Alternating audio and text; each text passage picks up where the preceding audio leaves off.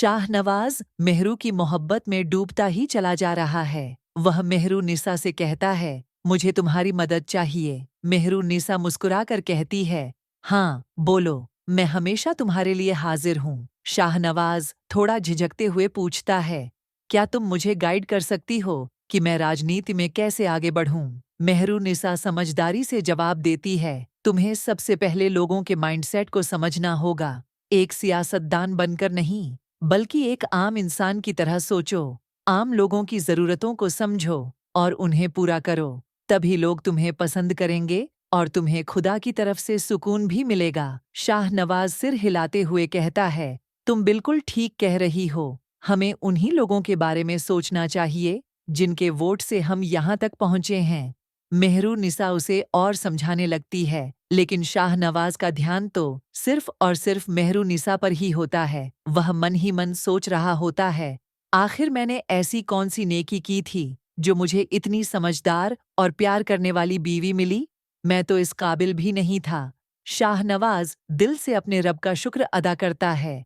दूसरी तरफ मेहरू निसा यह महसूस कर रही होती है कि शाहनवाज उसे कितनी मोहब्बत से देख रहा है। धीरे धीरे उसके दिल में भी शाहनवाज के लिए प्यार उमड़ने लगता है, लेकिन वह इसे जाहिर नहीं करती। वह चाहती है कि शाहनवाज पहले अपने मकसद में कामयाब हो, फिर दोनों एक खुशहाल जिंदगी बिताएं। शाहनवाज एक दिन देखता है कि मेहरुनिसा अपने कजिन राफेल से बात कर रही है और उसे भी गाइड कर रही है। यह देखकर शाहनवाज के दिल में और भी प्यार बढ़ जाता है।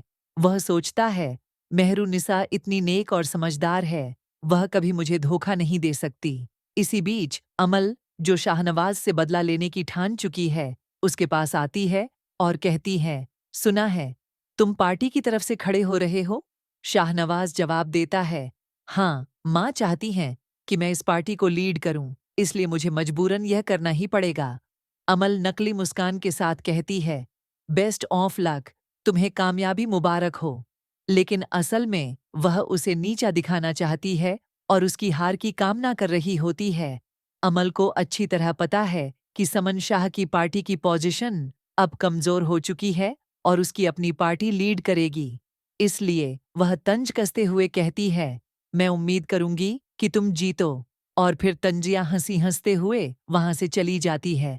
दूसरी तरफ शाहनवाज का दोस्त दाऊद उसे बताता है कि इस सारे खेल के पीछे मैडम अमल और उनके पिता का हाथ है। यह सुनकर शाहनवाज को अपने कानों पर यकीन नहीं होता।